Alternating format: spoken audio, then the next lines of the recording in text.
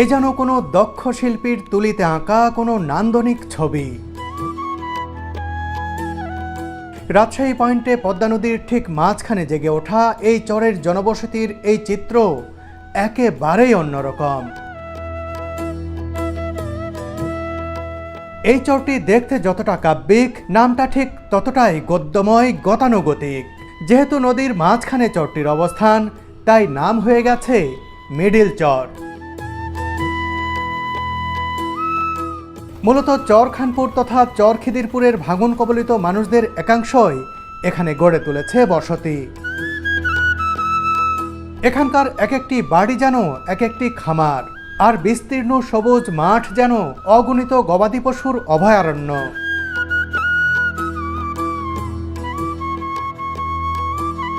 আসলে গবাদি পশুপালনই এই চরের মানুষের জীবিকার প্রধান উৎস। রোদ বৃষ্টি ঝড় মাথায় নিয়েই এই চরের মানুষেরা চালিয়ে যাচ্ছে বেঁচে থাকার সংগ্রাম। আপনি জীবনটা কি সুখে কাটালেন নাকি দুঃখে? সুখেই কাটে আমাদের জীবন। সুখেই কাটছে। এত কষ্টের পরেও যখন একটা মানুষ বলে যে আমরা সুখেই কাটিয়ে দিয়েছি, চিন্তা করুন, প্রকৃত সুখী মানুষ দেখতে হলে এরকম জায়গায় আসতে হবে।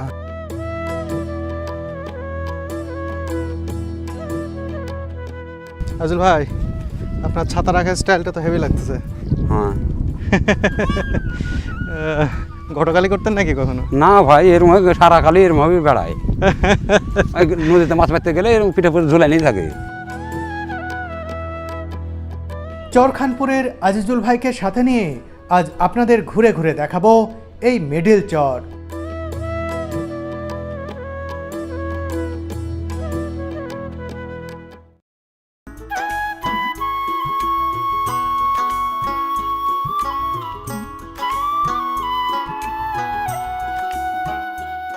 চরখানপুরে আজিজুল ভাইয়ের বাড়িতে ভরপুর মধ্যাহ্নভোজ আর বৃষ্টিমুখর দারুণ এক মুহূর্ত কাটিয়ে বিকেলে আমরা রওনা দিলাম মিডিল চরের দিকে। বৃষ্টি পুরোপুরি এখনো থামেনি, দু এক ফোঁটা পড়ছেই। এই যে আজিজুল ভাই দেখেন আপনার কথা সাথে বলছিল রয়েছে। এই মুরব্বী, কে? এই যে এই মুরব্বী আপনার কথা বলছিল। কি বলছিলেন? দাঁড়াও ভাই। কি বলছিলেন উনি? বুঝছে যে কই ছেলেটা আসে না, আসবে না, এইসব বলে। মানে সবার সাথে সবার তো ভালো লাগে না, বুঝতে পারেন? কত লেটে? 180। আসসালামু আলাইকুম। ওয়ালাইকুম আসসালাম। ভালো আছেন? হ্যাঁ, আল্লাহ ভালোই রেখেছে, ভালোই আছি। আমার কথা নাকি জিজ্ঞেস করেন শুনলাম। হ্যাঁ, জিজ্ঞাসা করা যায়? আসলে আমি খালি জিজ্ঞাসা করবো, 14 জন খালি ভার্সিটির অফিসার শুনতে এসেছিল। তাই নাকি? হ্যাঁ, আইসে জিজ্ঞাসা করলো সদিন যে এই বিকেলে উনি সত্য কথা বলে কথার। আপনার শরীর ভালো তো? হ্যাঁ, আল্লাহ শরীর ভালো রেখেছে, ভালো আছি।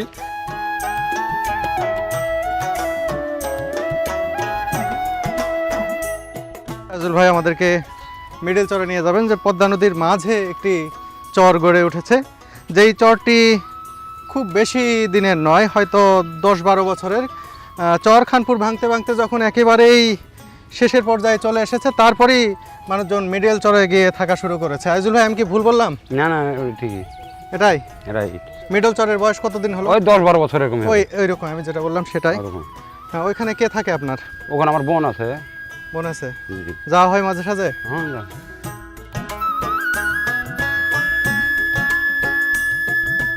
মিডিল চরে আমি একবার গিয়েছিলাম 2008 সালে। তখন সেখানে একটা বাড়ি ছিল।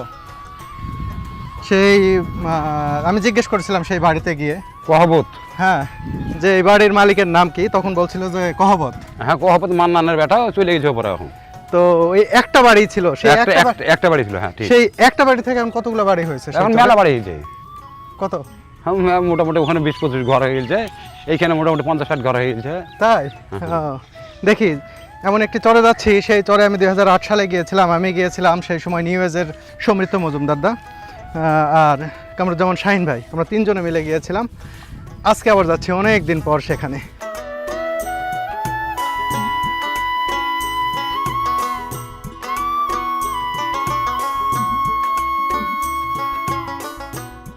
হাঁটতে হাঁটতে আমরা চলে এলাম নদীর তীরে। সামনের একটি ঘাটে কোরবান ভাইয়ের নৌকা বাঁধা রয়েছে, সেই নৌকায় করেই আমরা যাব মিডিল চর। কোরবানকে বলেছিলেন যে আমরা আবার পার হবো আপনার নৌকাতে। হ্যাঁ হ্যাঁ, তাহলে সমস্যা নেই।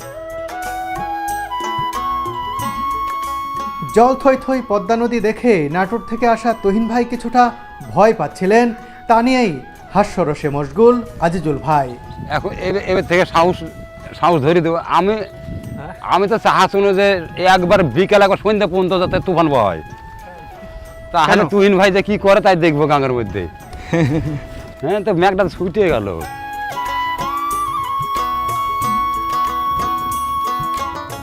এই মুহূর্তে নদীর ধারে কেউ পাটের আঁশ ছাড়ানো, আবার কেউ বা নৌকা মেরামতে ব্যস্ত সময় কাটাচ্ছেন। চরখানপুরের কর্দমাক্ত পথে হাঁটতে থাকলাম আজিজুল ভাইয়ের পিছু পিছু। কিছু দূর এগিয়ে যেতেই দেখতে পেলাম নৌকার মাঝি কোরবান ভাইকে। বাড়িতে ইয়া আছে কি আছে বাড়িতে? ও কোরবান ভাই, বাড়িতে গেলে তুই খাই আসা হয়তো না কি আছে গো ভাই? বলে খাওয়াতে বলে কি আছে গো ভাই, এমনি যাইয়ে এই পাড়াটা ধরবো, এই পাড়াটা একটু ধরে অমনি আমার সিনেমা পাড়ে দিয়ে বাড়ি এমনি সোজা। কোরবান ভাই খাইছেন? হ্যাঁ, আবার খাওয়া দাওয়া করছি ভাই।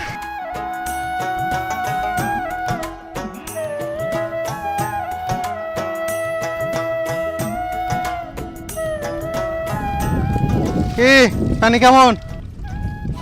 নামছি নিয়ে নিচে। নেমে একটা ডুব দিলেই তো হয়। দিনা একটু পায়ে আঘাত লেগেছে তাই নিচে নাম। ও আচ্ছা, ঠিক আছে ঠিক আছে।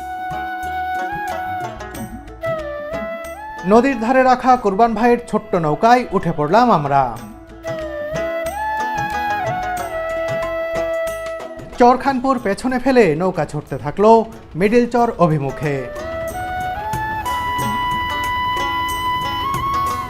যেতে যেতে মায়ার চর চরখানপুরের সৌন্দর্য দেখে নিলাম এক ঝলক। নদীর ধারে চড়ে বেড়ানো মহিষের পাল দেখতে দারুণ লাগছে।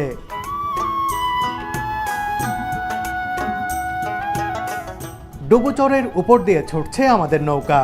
আর বেশিক্ষণ লাগবে না মিডিল চরে পৌঁছাতে।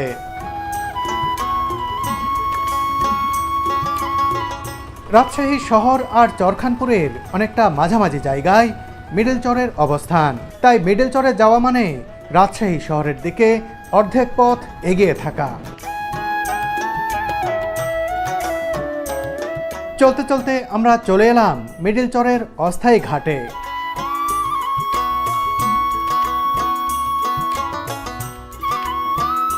আসেন ভাই। আজল ভাই চলে আসছে নাকি? হ্যাঁ, মিডল চরে চলে এসেছি। এখান থেকে কিছু পথ আমাদের হাঁটতে হবে। হাঁটলেই মিডল চরের বাড়িঘরের কাছে পৌঁছে যাব। ওই যে দেখুন বাড়িঘরগুলো দেখা যাচ্ছে। আজল ভাই, নৌকা কি এখানেই থাকবে? এখানে আবার আমাদের আসতে হবে নাকি? আবার এখানে আসতে হবে, তাছাড়া তো এই জঙ্গল ভেঙে আবার কোন দেবো। হ্যাঁ হ্যাঁ। আচ্ছা, এই মিডল চর কি এই পদ্মা নদীর মাঝে চর? এই একবারে কারণে কি- মাঝে। এই জন্য মিডল চর। এটা মিডিল চর। এই দেখেন এই একটা, ওই দেখেন একটা দেখতেছেন নদীর ওই পারে, হ্যাঁ হ্যাঁ হ্যাঁ হ্যাঁ ওইখানে একটা গ্রাম, আবার দেখেন আর একটা গ্রাম, এই যে হ্যাঁ, হ্যাঁ। এখানে একটা গ্রাম। মোটার মানে এটুকুর ভিতরে 4টে গ্রাম, এই চারটা কি মিডল চর? 4টে মিডিল চরে, খালি পাড়া ভিন্ন নাকি? পাড়া ভিন্ন। সব বসত ছিল আমাদের এখানে, সব যতই পাড়া যা আছে, হ্যাঁ হ্যাঁ। ওই গ্রাম এই গ্রাম 10 নম্বর এইগুলা যা আছে সব আমাদের এই খানপুরের ভিতরে ছিল। সব ভাঙনে সব নিলাম হয়ে কে কিন্তু চলে গেল।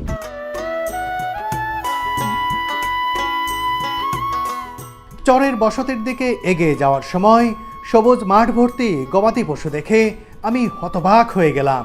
অজস্র গরু, ছাগল আর ভেড়া চড়ে বেড়ানোর এমন দৃশ্য সত্যিই মনোমুগ্ধকর।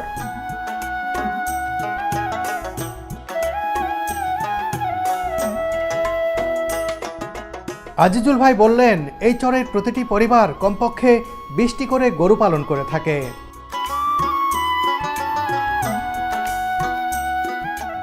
এই মুখ তাকান, এর মধ্যে যা দেখবেন একবার ওখান থেকে তাকান, এই পানির ওপার থেকে শুধু ওই দেখেন গরু সব যা যা দেখছেন সব গরু সাদা সাদা যা লাগছে পানির ওই পারও শুধু। হাজার হাজার গরু তো। হ্যাঁ, এগুলা গরু কার? এই আমাদের এখানকার লোকেরই। মানে এক মানুষের তো না? না, কত জোড়া? এক হাজার কার হয়তো 20টা আছে, কার আছে 10টা, কার আছে 50টা, কার আছে 100, এরকম 100 গরু মালিক আছে? 100 150 পর্যন্ত আছে। তাই নাকি? হ্যাঁ। তাহলে তো তারা অনেক বড় লোক। হ্যাঁ, চরেই থাকে? চরেই থাকে। তাদের বাড়ি ঘর তো ইটের দেখি না। না না, ওই পারে বাড়ি করেছে ওরা, ওই বারে করছে, কিন্তু এখানে গরু পালন করে। ওই গরু পালন করে, এখানে ব্যবসা।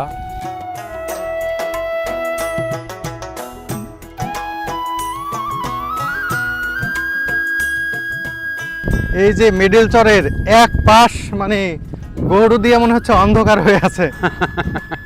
অন্ধকার বললে ভুল হবে, সাদা গরুই বেশি। মানে গরু দিয়ে ও পাশটা মনে হচ্ছে তিল ধারণের ঠাঁই নেই এরকম, এত গরু, হাজার হাজার গরু। আরে বাবা, ওই যে দেখাইছে ওই পাড়াটা, ও কে থাকে ওখানে? ওই যে আর ওখানে থাকে আমার বোনেরা। যাবো না একটু আপনার বোনের বাড়ি? হ্যাঁ, যে যাওয়ার কাছে নৌকালি ওখানে বেড়াবো। আচ্ছা আচ্ছা, ঠিক আছে। এই চর থেকে আমরা যাওয়ার সময় আজুল ভাইয়ের বোনের বাড়ি দেখে যাবো ওই পাড়ায়, সেটাও মিডল চরে। এই যে দেখুন মিডল চরে প্রথম বাড়িঘর দেখতে পাচ্ছি এখানে। এদিকে আরো অনেক বাড়ি কেবল শুরু হলো।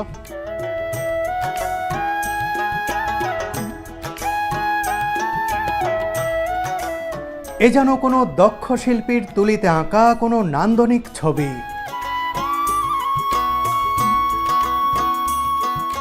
রাজশাহী পয়েন্টে পদ্মা নদীর ঠিক মাঝখানে জেগে ওঠা এই চরের জনবসতির এই চিত্র একেবারেই অন্যরকম।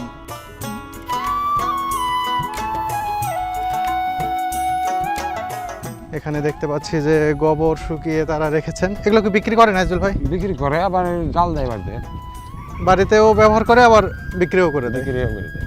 এখানে কি পানি ওঠে এখন? পানি আজ 2-3 বছর থেকে উঠেনি। ওঠেনি, তার মানে ধীরে ধীরে স্থায়ী হচ্ছে এই জায়গাটা। ধীরে ধীরে স্থায়ী হচ্ছে।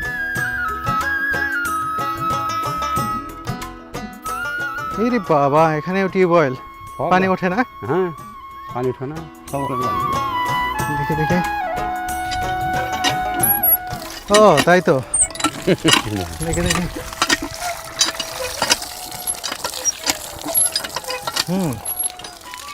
পানি অতটা টেস্টি না, অতটা সুমিষ্ট না, কিন্তু পানি উঠছে এই তো। ওটাও গোয়াল ঘর, যেগুলো দেখেন আলাদা, সেগুলো গোয়াল ঘর। গোয়ালঘর না?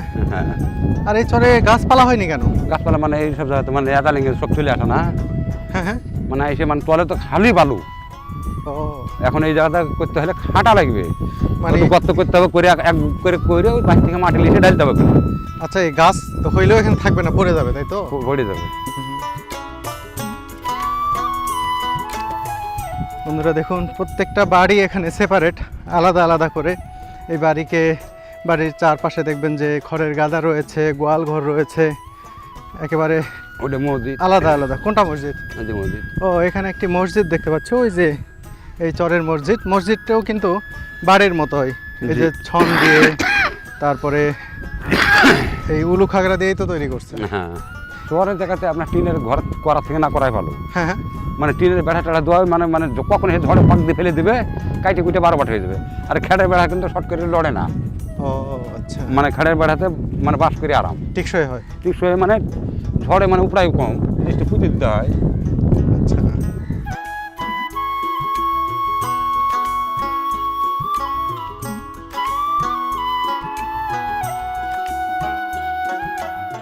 তাই দেখেন আমার এই চরের মধ্যে ওই লোকের বয়স সব থেকে বেশি। ওই যে লোক হাঁটে গেছে, হ্যাঁ হ্যাঁ। 100 পার হয়ে গেছে। তাই নাকি? ওর নাম হলো বানু, আমার বাসার কাছে আগে আগে আমার বাসার কাছে ছিল। ভাঙনে যখন ভেঙে গেল তখন সব শূন্য বিচ্ছিন্ন হয়ে গেল। আমি যে চরে আসলাম এটা মনে হয় এই চর কি, যেটা কহবতের বাড়ি, এই চরে? হ্যাঁ, ওই ওই ওখানে ছিল। ও, এখন আর নাই? না, চলে ওই পারে চলে গেছে। ওই পাশে চলে। আসসালামু আলাইকুম। এই ভাইরা এসেছে। মোহাম্মদ তাহসেন আলী আঙ্কেল, ওনার দোকান হচ্ছে এই যে এটা। তো দোকানটা বন্ধ রেখেছেন, চলে না? চলে, ক্যাশ পাচ্ছে সেরকম নাই তো, এখন চালাই না সেরকম। এই চরে কতদিন ধরে আছেন? আমি জন্মই আমার চলে। চরে জন্ম বুঝলাম, মিডল চর তো বেশি দিনের না। না, এখানে 5 বছর থেকে আছে। 5 বছর। এর আগে কোন চরে ছিলেন? ওই নিচে ছিল, নিচে কোন জায়গায়? ওখানে ছিল আপনার নদীর ধারে। আচ্ছা, তার আগে? ও তার ছিল খিদিরপুর। আচ্ছা, খিদিরপুর ভেঙে গেল তখন ওখানে না, ওখান থেকে আবার এখানে এসেছি। খিদিরপুর মানে চরখানপুরের ওদিকে ছিলেন আর কি। আচ্ছা, সারা জীবনে তো এতবার জায়গা বদল করলেন? হ্যাঁ, বহুবার। একবার থাকলেন খিদিরপুর অর্থাৎ চরখানপুরের দিকে। আমার বয়সে ধরেন 7-8 বার ভাঙাচোরা হয়েছে। 7-8 বার। কষ্ট না? কষ্ট না, জীবনটাই তো কষ্ট হবে। এটা কি করে সম্ভব যে একটা মানুষ এতগুলো জায়গা চেঞ্জ করলেন? মানে এক চর থেকে আরেক চর, আরেক চর থেকে আরেক চর, এই এতগুলা যে আপনি একটা জীবনে চেঞ্জ করলেন, আপনার জীবনকে কেমন মনে হলো যে একটা মানুষ এই দুনিয়াতে আসলেন, এসে এই যে একটা বাস্তবতার মুখোমুখি হলেন, এটা আপনার কাছে কি মনে হয় যে আপনি জীবনটা কি সুখে কাটালেন নাকি দুঃখে? সুখই কাটে আমাদের জীবন, সুখেই কাটছে। এত কিছুর মধ্যেও সুখ পেলেন সুখ পাবো। কেন বলেন তো? এটা আমাদের শুকনো টাউন টাউনে আমরা চৈতে ফিরে বেড়াতে পারবো না, তাহলে আমরা এখানে যে আবাদ পানি করি, গরু বাছুর আছে, ওতে আমাদের সুখ।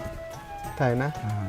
কিন্তু আমরা তো দেখি যে অনেক কষ্ট আপনাদের, এই কষ্টের মধ্যে সুখ কষ্ট খুঁজে নেন থেকে কিভাবে? বন্যা এলে এখন আপনার ডিবি গেলে একটু কষ্ট, বাড়িঘর ভাঙচুর হয়, হুম, বর্ষা এলে ভাই আপনার ধরুন ভাঙন হলে ভেঙে গেলে আবার কোনটু কোনো আমাদের কষ্ট, তাছাড়া আর আমাদের কি? হুম, হুম। জীবনটাই চলে গেলো এরকম।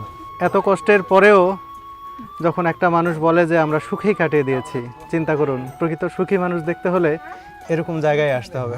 আসলে আমরা সুখে থাকার পরেও সন্তুষ্ট হই না, মনে করি যে আমাদের সুখ নাই, আমাদের এই নাই, আমাদের সেই নাই।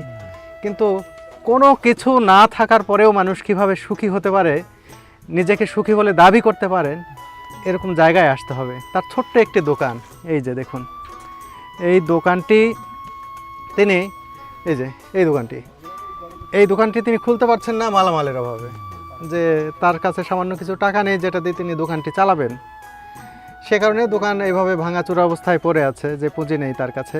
কিন্তু এই পুঁজি নেই, এই নেই, সেই নেই, এর মাঝেও কিন্তু তার সুখের কোনো অভাব নেই। সত্যিই এই যে আপনি নিজেকে সুখী মনে করছেন, সত্যি সত্যি কি? হ্যাঁ সত্যি। নদী ভর্তি পানি, টিউবওয়েলে গোসল করছেন, কেমন? গাছল গায়ে না? ভালো আছেন আপনারা?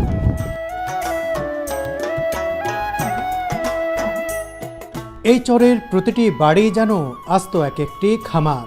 গ্রামীণ গৃহস্থ বাড়িতে যা কিছু থাকে, এই চরের প্রতিটি বাড়িতেই সেই কৃষি উপকরণগুলোর দেখা মেলে।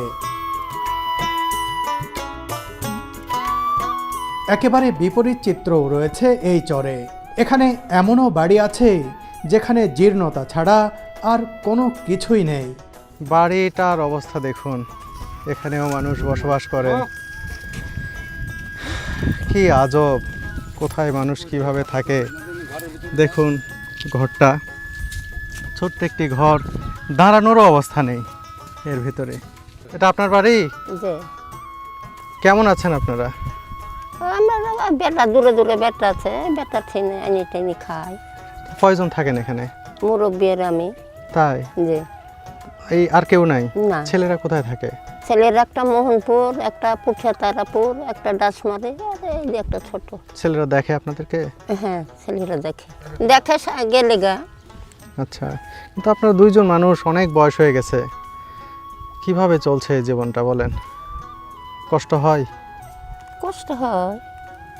সব কিছু কি পান জীবনে যা দরকার? ও গেলে বাজার করে আনতে হয়, আমরা হাঁটতে পারছি না, যেতে পারছি না। এইখানে কতদিন ধরে আছেন? এখানে 4 বছর হয়েছে না, 5 বছর। ঘর টর ঠিক আছে? বৃষ্টিতে থাকতে পারেন? বৃষ্টি থাকতে পারিনি। কেন? দক্ষিণ টিন ভাঙ্গা, ঝড়ে উড়ে গেছে, যাই ওই ভাঙ্গা টিন সুমুখে। ভাঙ্গা টিন। যে দুপুরে কি খাইছেন? দুপুর রুটি খেয়েছি। কি রুটি? এই গমের রুটি। গমের রুটি কি দিয়ে খাইছেন? বউ মিষ্টি কেড়েছিল। কি মিষ্টি? এই হালুয়া মিষ্টি। হালুয়া দিয়ে খেয়েছেন। আর রাতে কি খাবেন? যে ভাত আছে, সকালে ভাত রেঁধেছি। ভাত কি দিয়ে খাবেন? মাছের পুরপুরি। কি মাছ? এই মেলা রকমের মিশাইলি। এই নদী থেকে ধরছেন? জি। কে আঙ্কেল ধরছেন? ওই বেটা মারে জালে। আপনার ছেলে দিয়ে গেছে? হ্যাঁ, দেখি আপনার ঘরটা একটু দেখতে চাই, যে এত দেখে ছোট একটি ঘর, চলুন দেখি, আমাকে একটু দেখান। দেখেন, কিভাবে কোনো থাকে? অসুবিধে নেই। আচ্ছা আচ্ছা, ছোট্ট একটি ঘর, এখানে দুজন মানুষ থাকেন, তারা শেষ বয়সে উপনীত হয়েছেন। ছেলেরাও তাদেরকে দেখাশোনা করেন, কিন্তু ছেলেরা এখানে থাকেন না। দূরে দূরে। দেখুন কিভাবে ঢুকতে হয় এর ভিতরে। এখানে চুলা রয়েছে, এখানে তারা রান্না করেন। দুই মানুষ জীবনের শেষ প্রান্তে এসেছেন, এখানে থাকেন। দেখুন তাদের কাপড় চোপড় এভাবে এখানে সাজিয়ে রেখেছেন তাদের দুইজনের। আর একটু পার্ট মানে ডিভাইড করা রয়েছে, যে এই অংশ হচ্ছে উঠোনের অংশ বা বারান্দার অংশ, এখানেই তাদের চুলা, আর এটা সম্ভবত তাদের থাকার জায়গা। আপনারা এখানে ঘুমান রাতে? হ্যাঁ, এখানে ঘুমাই। ও, এই বারান্দাতেই ঘুমান? হ্যাঁ। এখানে ঠিক এখানেই তারা ঘুমান, কারণ তাদের যে রুম, এর মধ্যে সম্ভবত পানি পড়ে। এই রুমে পানি পড়ে? এই রুমে পানি পড়ে, তেমন টিনের যে পানি পড়ে? যে এই যে টিনগুলো ফুটো, হ্যাঁ। কোন দিক দিয়ে পানি পড়ে বেশিরভাগ? এই যে এই জায়গায়, ওই যে এই জায়গায়, পানি পড়ে সেই কারণে কি এটা দিয়ে রাখছেন? হ্যাঁ এখানে তো বৃষ্টি আসছিল কিছুক্ষণ আগে, হ্যাঁ। সেই জন্য এটা দিয়ে রাখছেন, তাই তো? আর অনেক ফুটা তো দেখছি, এই যে সব জায়গায় ওগুলো হলো দেখুন অনেক ফুটা। গুচ্ছ গ্রামের তিনটা, এগুলা দিয়ে পানি পড়ে না। তাহলে তো এগুলো একটু ঠিক করা দরকার। মুরব্বী মানুষে যে পা খাম হয়ে আছে, পায়ে কি আচ্ছা। হয়েছে আপনার? পায়ে গরুতে পাতুলি দিয়েছিল মুন্ডলে। ও, তাই আপনার পায়ে?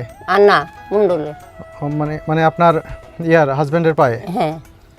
এইরকম জায়গায়ও মানুষ বসবাস করেন। দেখুন কাপড় চোপড় স্তূপ করে রেখেছেন, এখানে কিছু সংসারের প্রয়োজনীয় জিনিস তারা রেখেছেন।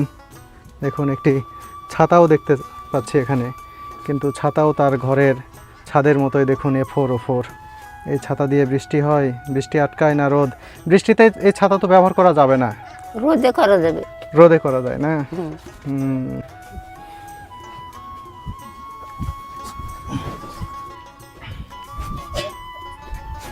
কত বয়স হয়েছে আপনার? এই 80-85 হবে। 80-85 বছর। চরেই জীবন কাটলো। সরি, জীবন কাটলো। এই জীবনে কি সুখী? কি মনে হয় যে সুখী নাকি দুঃখী আপনি? দুঃখী ধরেন, কেন? ওই যে বেটারা দূরে দূরে যায়। ছেলেদের জন্য। হুম। ছেলেরা ইচ্ছা করে ছেলেদের কাছে থাকতে। হ্যাঁ, মুরব্বী যায় না, যে ডাসমাত্রা ছেলে আছে, লাতি বিদেশে গেছে ডাকে। নাতিরা বলে না যে দাদা দাদি আসো একসাথে হ্যাঁ, থাকি? নাতি ডাকে, বিদেশ থেকেই ডাকে। তাই না? হ্যাঁ। তো এই শেষ বয়স আপনাদের ছেলেদেরকে বলেছেন যে বাবা আমরা তোমাদের সাথে থাকতে চাই?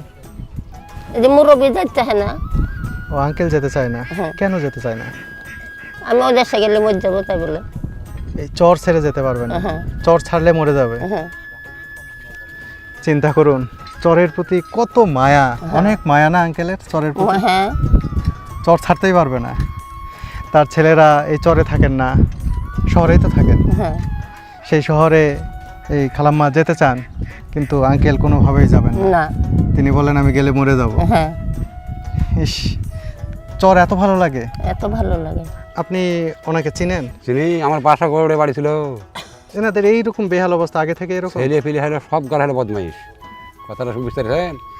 গরু বাছর যা ছিল সব গালা কাত্তসত করে খাই লিয়েছে। কারা? আর বেটা রায়, তাদের কি গরু বাছুর ছিল? হ্যাঁ, আর গরু বাছর ছিল মেলায়। অবস্থা ভালো ছিল? ভালো ছিল। অবস্থা ভালো ছিল। আমার বাসার কাছে বাসা ছিল। কেমন মানে কি ছিল তাদের? জমি জায়গা সবই ছিল। তাই? এখন আমার জমির 15 জমি। মা সন্তানের কখনো দুর্নাম হোক এটা কখনোই চান না। আমি আসার পর থেকেই বলছি ছেলেরা তাকে দেখেন, ছেলেরা এই দেয়, ছেলেরা সেই দেয়, কিন্তু এই বাড়ি ঘর দেখে আমার কখনো মনে হচ্ছিল না যে ছেলেরা কিছু দেয়। টিন দিয়ে পানি পড়ছে, বাড়ির কি অবস্থা, শোয়ার জায়গা নেই। তার হাজবেন্ড যিনি তার আঙ্কেলের পায়ে গরু পা তুলে দিয়েছে, তিনি হাঁটতে পারছেন না, তার পায়ে সমস্যা। কি কষ্ট করে তারা বাঁচছেন, কিন্তু একবারের জন্য বলছেন না তার ছেলেরা তাকে সহায়তা করে না। আমি বারবার প্রশ্ন করেছি, বলছে না ছেলেরা দেয়, কিন্তু না গেলে দেয়। গেলে দেয়, না গেলে দেয় না। না। এটাই বিষয়। যে আবার আইজুল ভাই যেটি বললেন যে তাদের একসময় ভালোই জমি জমা সম্পদ ছিল, জমি জমা সব নদীতে বিলীন হয়ে গেছে ভাঙনে। তারপরে তাদের গরু বাছুর ছিল, সেগুলো ছেলেদেরকে দিয়ে এখন তারা একেবারেই নিঃস্ব। এই জায়গায় আমি ক্ষুদ্র মানুষ এখানে এসেছি, আমার পক্ষে সামান্য যেটা সম্ভব, হয়তো তাদের জন্য এটা কিছু না, কিন্তু আমার সামর্থ্যে যা কুলায় আমি তাদেরকে অবশ্যই কিছুটা হেল্প করে যেতে চাই। এখন আজুল ভাই, আপনার ছাতা রাখার স্টাইলটা তো হেভি লাগতেছে। হ্যাঁ। ঘটকালি করতেন নাকি কখনো? না ভাই, এরম সারা খালি এরম ভাবে বেড়ায়। এই নদীতে মাছ মারতে গেলে এরকম পিঠে করে ঝুলাই নিয়ে থাকে।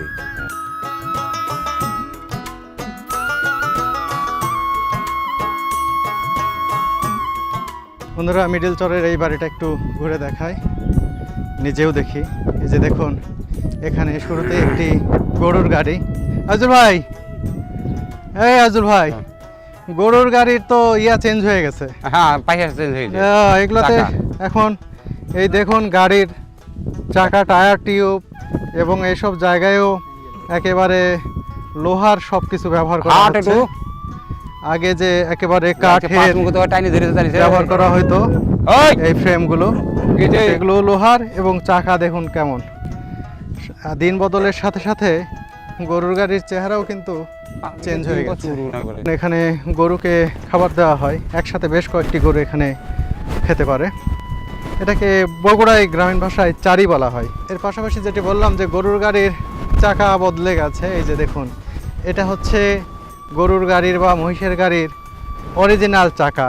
সেই চাকা এখন আর গাড়িতে কাজে লাগছে না, এভাবে এখানে পুঁতে রাখা হয়েছে। ধীরে ধীরে এগুলো হারিয়ে যাবে, আর দেখাই যাবে না। হয়তো যদি কখনো কৃষিজ জাদুঘরে এগুলো রাখা হয়, সেই ক্ষেত্রে দেখতে পাবে গ্রাম বাংলার যে অন্যতম অনুষঙ্গ গরুর গাড়ি, গরুর গাড়ির চাকা। গরুর গাড়ি থাকবে হয়তো ভিন্ন অবয়বে আসবে, কিন্তু এই চাকাগুলো আর কিছুদিন পরে হয়তো আর দেখা যাবে না। এখানে এই বাড়ির ভিতরে একটু প্রবেশ করে আপনাদের দেখাই বাড়িটা কেমন। এই যে দেখুন, আজিজুল ভাইয়ের বাড়ি যেরকম ঠিক সেই রকমই শেপের, কিন্তু তার চেয়ে একটু বড়। এখানে তারা থাকেন, থাকার ঘরগুলো এই যে এগুলো, এই যে ভিতরে থাকার ঘর। এখানে ঢুকেন, সমস্যা নেই, ঢুকেন ও, ঢুকেন। সোলার আমি দেখতে আছি। পাচ্ছি। আচ্ছা আচ্ছা, সোলার আছে। এই যে দেখুন সোলার সিস্টেম, তারা এখান থেকে বিদ্যুৎ পেয়ে থাকেন। আর এই যে থাকার তাদের বেড, এর পাশাপাশি এই ঘরের দেখুন কাপড় চোপড় রাখার জন্য বাক্স রয়েছে। আর এখানে খাবার তারা রেখেছেন, রান্না করে হয়তো এখানে রাখেন, এখান থেকে নিয়ে তারা খান। হ্যাঁ, এই হচ্ছে তাদের ঘর। আর এইদিকে দেখতে পাচ্ছি এই যে বারান্দায় তারা ধান টান বা বিভিন্ন শস্য এখানে তারা রাখেন মাচার উপরে। মাচার উপরে রাখেন, সম্ভবত ইঁদুরের সমস্যা আছে নাকি? এই যে ঘরটা দেখতে পাচ্ছি, ইঁদুরের জ্বালা। প্রচুর ইঁদুর। হ্যাঁ, প্রচুর ইঁদুর। কি সমস্যা করে ইঁদুরগুলো? সমস্যা করে দেখা যাচ্ছে মাটি তুলে যা ঘিরে ফেলে, দেখছেন না? মাচা করে উপরে রেখেছেন, তারপরেও নিচে নেমে আবার বন্যা দেখুন উঠবে, এই যে ভিতরে নিয়ে চলে গেছে, গর্ত করছে। আর অনেক গর্ত তো বাড়িতে, তাই না? হ্যাঁ, প্রচুর করতো। সাপটা পাশে, সাপ সাপ আছে তো, বাট থাকে না, আশপাশে থাকে। আশপাশে। আর যদি থাকে দেখালে মারি ফেলে। ও, এখন চারদিক ডুবে গেছে, দেখতে তো পাচ্ছেন। হ্যাঁ, এখন হ্যাঁ। আসতেই পারে। এই যে আরেকটি বাড়ি দেখতে পাচ্ছি। এখানকার প্রত্যেকটি বাড়িতেই গরু, ভেড়া, মহিষ কিছু না কিছু থাকবেই, তাই না আজিজুল ভাই? হ্যাঁ ভাই, এখানে এই চরে থাকার একটাই উদ্দেশ্য হচ্ছে আপনার গরু পালা। অনেক ঘাস। মানে গরুর চারা কিনা লাগছে না, না তো অত গরুর চারা কি করে কিনবে? এই যে যতটি গরু ছেড়ে দিয়েছে, একটা রাখালো নাই, কিন্তু সব বাড়িতে বেশি আছে। আচ্ছা, ওটা চড়িয়ে বেড়াইছে, মাঠে ফসল নাই, খাবে কি?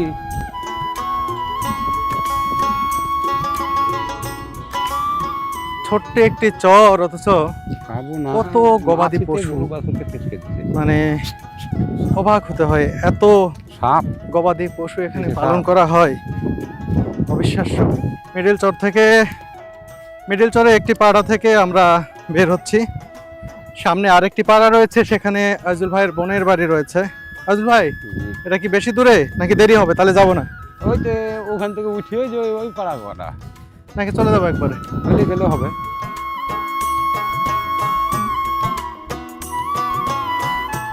আজিজুল ভাইয়ের বোনের বাড়িতে গেলে চরেই সন্ধ্যা নেমে আসবে, তাই সেখানে না গিয়ে সরাসরি রাজশাহী শহরের দিকে রওনা দেওয়ার সিদ্ধান্ত নিলাম আমরা।